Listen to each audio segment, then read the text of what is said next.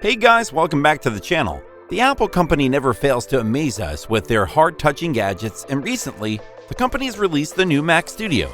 So, we are here to review it. Today in this video, we will be having complete analysis of the new Mac Studio, viewing its design, structure, modularity, as well as price comparisons. But before we move on, take a moment and press the like and subscribe button so that you stay updated regarding the latest happenings. So without any further ado, let's get straight to the video.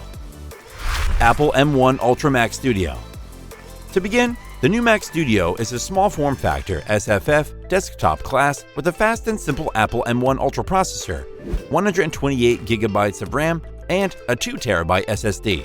With the exception of a strong processor, the gadget is equipped with an Apple M1 Ultra 64 core graphics card, which seems more than capable of rendering any of your intensive editing tasks, as well as the Apple Mac OS Monterey operating system. If you're looking for a powerful desktop computer, the Apple Mac Studio with an M1 Ultra CPU delivers, enhancing the attractive desktop PC with very remarkable computing and visuals. All of this is accessible for the low price of $3,999. I guess this is too much for paper spec, so let's get deeper with the review. M1 Ultra Mac Studio design and structure.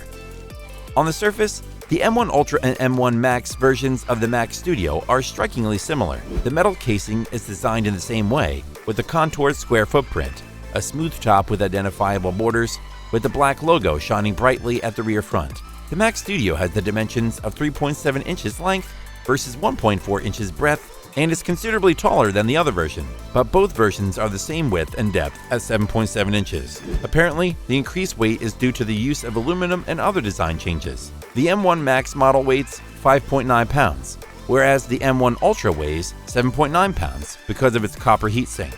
Copper is being used for a functional reason. In broad sense, due to its concentration, copper is a superior thermal sink element than aluminum. Aluminum, on the other hand, is substantially less pricey than copper. Copper is almost 3 times as expensive as gold for the same weight.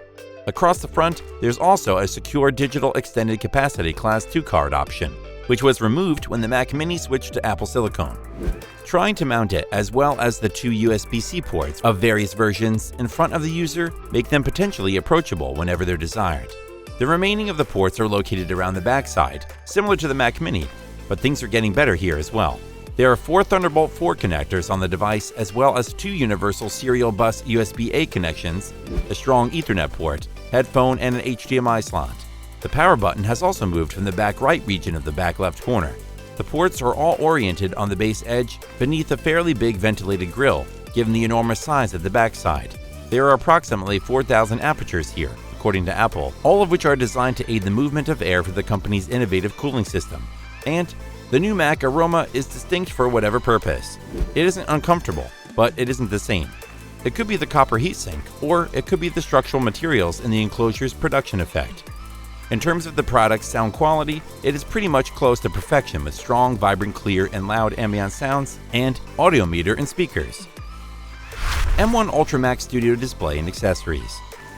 Apple Studio Display, a 5K Retina display screen with Thunderbolt interoperability, and an A13 Bionic CPU that enables the constructed 12-megapixel camera, and services like Center Stage and Apple's True Tone color correction innovation, made its first appearance with the Mac Studio. With a 6-speaker layout that can accommodate Dolby Atmos and other spatial audio codecs, it does have some excellent sounds. On the M1 Ultra Mac Studio, the hardware and peripherals that make the Mac Studio into a packed workstation are the same as on the M1 Max Mac Studio. There are also 2 different transactions. Long-standing Apple accessories including the Smart Keyboard, or you can say a Magic Keyboard, inbuilt with a Touch ID and Smart Mouse with external features. The color palette, however, is the sole new feature. The functionalities are identical to earlier models, even down to the idiosyncrasies we've long wished Apple would address, like the Magic Mouse's uncomfortable bottom-mounted charging connector. M1 Ultra Mac Studio operating system. The Mac Studio works with Mac OS Monterey, the most current edition of Apple's computer operating system. It has an advantage and disadvantage, just like any other Mac. The operating system is robust and safe, with elegance, coherence, and ease of use that much outperforms Windows 11. All of it runs perfectly, from basic productivity programs to intriguing functionality like Universal Control, which allows you to connect your Mac with an iPad or iPhone and use them as a separate expand display with precise positioning and file sharing. The majority of the applications and apps you're used to using on Windows are also available on Mac, albeit some may seem somewhat different. Apple's M1 technology gives developers a convincing intention of writing apps that run directly on Apple Silicon. But for those who don't, Apple has Rosetta 2, an emulation layer that allows the new Macs to run software built for older Intel x86 systems. It can be a touch sluggish at times, but it gets the job done. Apple Mac Studio M1 Ultra Performance and Processor. Apple's UltraFusion interconnect, with an 8-lane motorway of data stream that connects the two halves of the microprocessor with 2.5 terabyte per second of bandwidth, backs up the M1 Ultra's astounding performance claims. As a consequence, the microprocessor may operate as a single chip, which is how software perceives it, as a single enormous CPU with 20 CPU cores and 24 GPU cores. It's a behemoth of a processor, with 128 gigabytes of integrated memory and a specifically engineered cooling module that controls the chip's heat. Apple Mac Studio M1 Ultra Gaming and Graphics.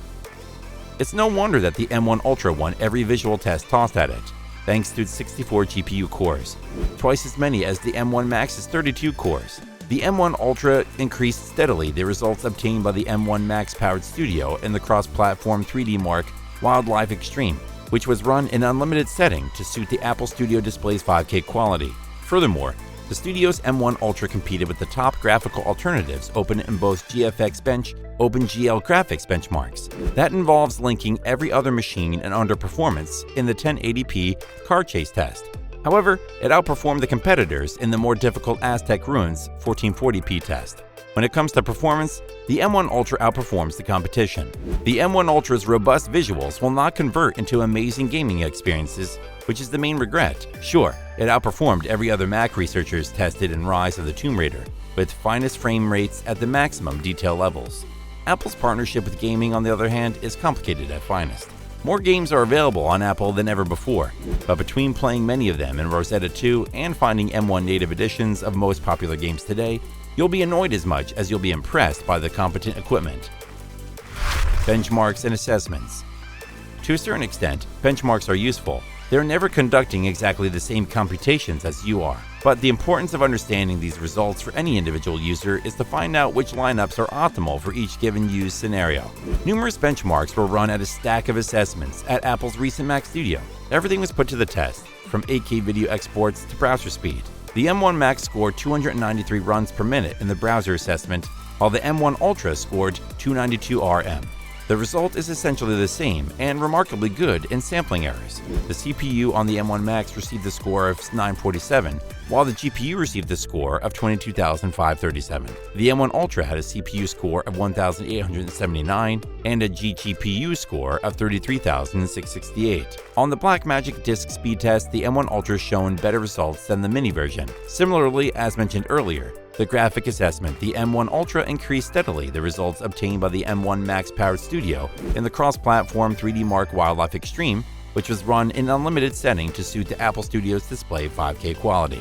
In a nutshell, the M1 Ultra Mac Studio is a powerhouse that's ideal for anyone seeking high storage efficiency, performance, and processing at a reasonable price. Despite the fact that the device is not the greatest of the Mac Studio, it is a formidable one. The Mac Studio M1 Ultra is by far the finest worth the money for Mac users that require a lot of power. Sure, the Intel Xenon-powered Mac Pro is still accessible if you want to invest $10,000 or more on a genuinely exceptional system, but you won't need to know that the Mac Studio is accessible. The Mac Studio is the workstation to have for any professional production, thanks to its sleek design and large port variety, as well as the unrivaled power of the twofold M1 Ultra. I hope you liked the review.